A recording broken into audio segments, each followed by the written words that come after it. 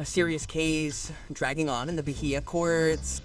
Journalists deceived vulnerable families by promising to collect cash donations from the public.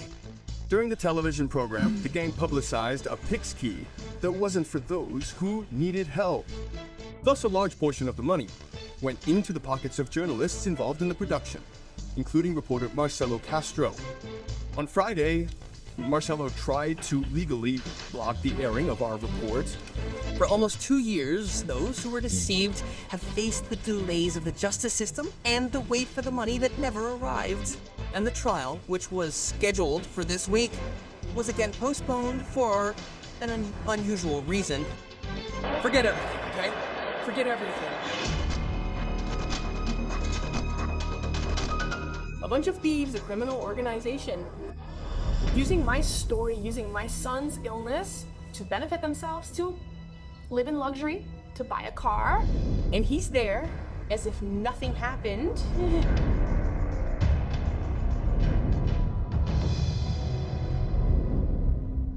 A photo that represents longing, pain, and the memory of humiliation. There's no explanation.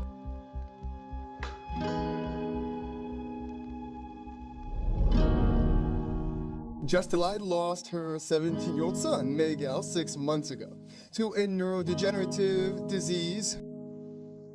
She still lives with the bitter feeling of the exposure the boy was forced to endure during a moment of his mother's despair.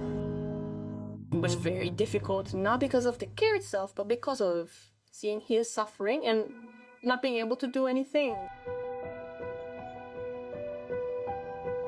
It's hard to have to watch your son every day lose a function and have to say goodbye to a part of him every day. Miguel suffered from leukodystrophy, a condition that over the years left him unable to walk. He needed an adapted wheelchair. And without money, Justelide agreed to participate in a report conducted by journalist Marcelo Castro. He was responsible for a segment on the program Balanço, Geral Bahia, in which he asked for donations for difficult cases, but Miguel's mother found it strange when the PIX number announced for donations wasn't hers. Before going live, he was already saying that they were going to put a PIX code on the screen, which wasn't mine, but it was just for bureaucratic reasons, in case the bank could block it when the donations started coming in. Months later, it was discovered that the reporter raised our $45,000 in Miguel's name, but only passed on our $10,000 to Jid. I was a victim of distortion. I was a victim of theft. I felt violated. I felt used. Not only me, but especially my son. An internal investigation by Record Bahia identified that Marcelo Castro, the program's editor-in-chief Jamerson Beriba, and the operator Lucas Costa Santos, with the help of 9 straw men, deceived the 12 vulnerable families. During the Balanço Geral program, a PIX key was displayed, but the code did not belong to the person who would receive the donations. The key belonged to one of the members of the gang. The money went directly into that account and was then distributed to the group in various ways. Bill payments, credit cards, and deposits to everyone involved. Investigations indicate that this scheme lasted 1 year and 5 months. The reporter and the other defendants chose victims, always, with the same profile. People in financial difficulty who were facing family or health problems and who would hardly investigate the real amounts received in donations. Lucille also had her 21-year-old son exposed on the program. Augusto suffers from complications of hydrocephalus and spinal malformation. He cannot walk. The mother asked for help to get a motorized tricycle to give her son more independence. It hurts a lot, doesn't it? Seeing others going out, siblings going out, and not being able to go out, not being able to do anything like a young person does, not even to parties, not even anywhere, right? He just stays at home with me or his father, with his father or me. You suffer. so much. It hurts my Heart. What bothered Luciliti the most was the reporter's insistence that her son crawl on the floor and that she cry in a forced way, all to elicit public sympathy so he could get a large amount of donations. What she didn't imagine was that most of that money would later be embezzled. Let's let him crawl. That way there will be more. And as a Result. audience, and what did he also tell us to do? Make us cry, because I'm not gonna cry over something I don't see the need for. I'm gonna cry over something that comes as a need. Marcelo, 3 questions. Of the $30,000 raised by Marcelo Castro and his partners, only $6,000 were delivered to the family who lived in a very simple house. The police investigation revealed that the group raised more than $543,000 with the campaigns and allegedly embezzled 75% of that amount. That is more than $407,000. Man, ours. Reporter Marcelo Castro and editor Jamerson were the main beneficiaries of the scheme. According to the police, Marcelo wrote the reports. Jamerson authorized the insertion of third-party PIX Brazilian instant payment system, numbers on the screen, and Lucas recruited families in need of donations and straw men who lend their bank accounts. This week, our team searched for 2 of the people who were used as straw men and who live in the Reynoso community in Salvador. We knocked on the door of Jackson da Silva de Jesus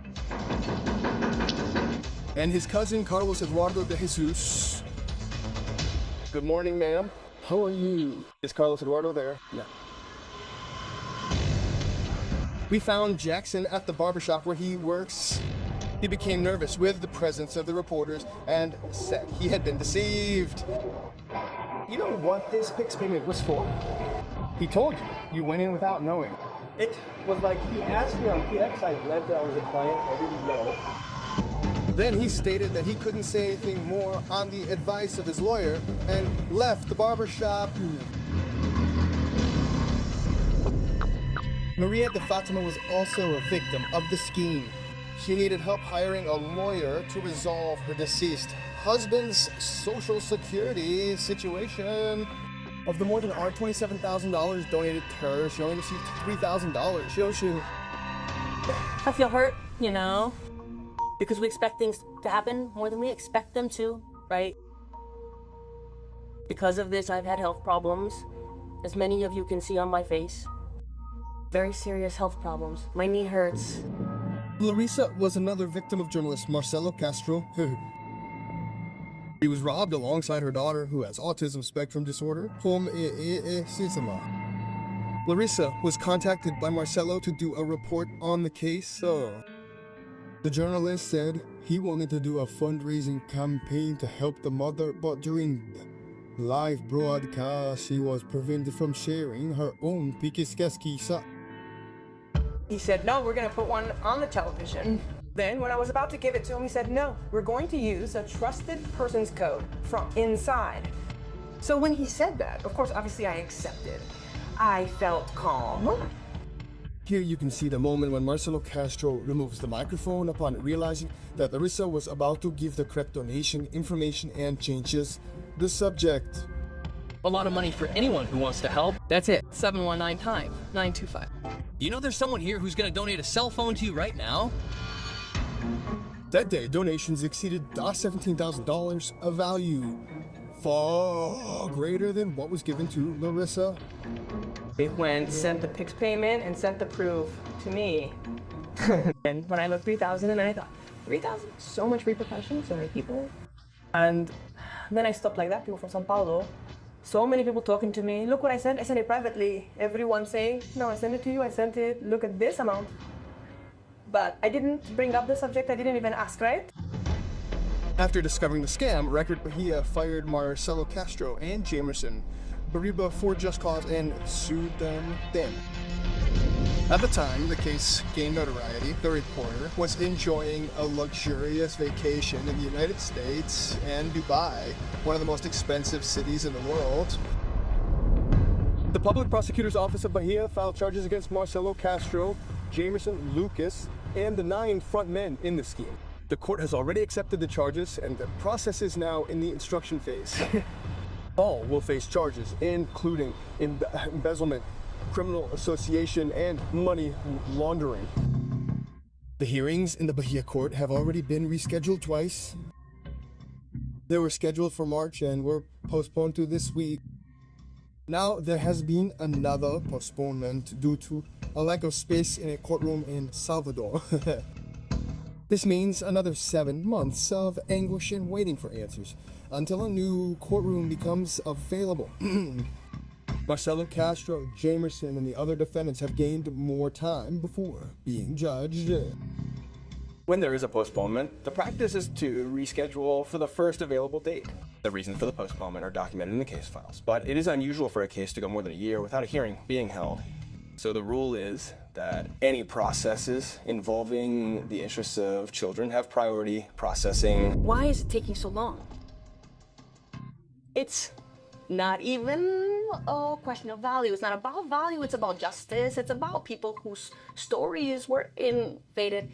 Their stories were violated. It wasn't just an exposure of a sad story. It was a shameful exposure.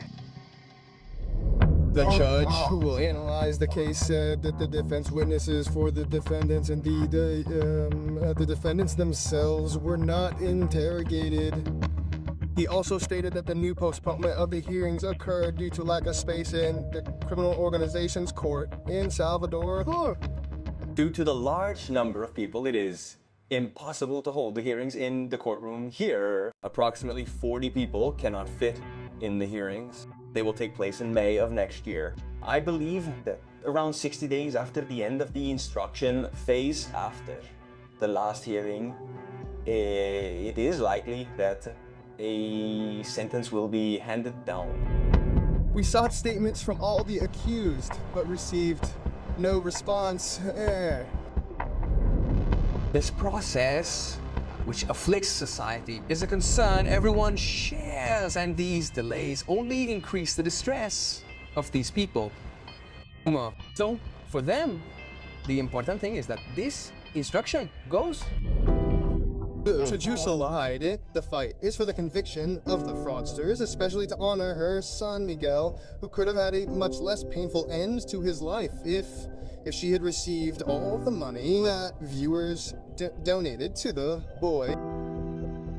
I want justice for him because these people who used him to benefit themselves have to pay for what they did, because this is not done to anyone, much less to a child. What I tell him every day is that I will continue to be here for him.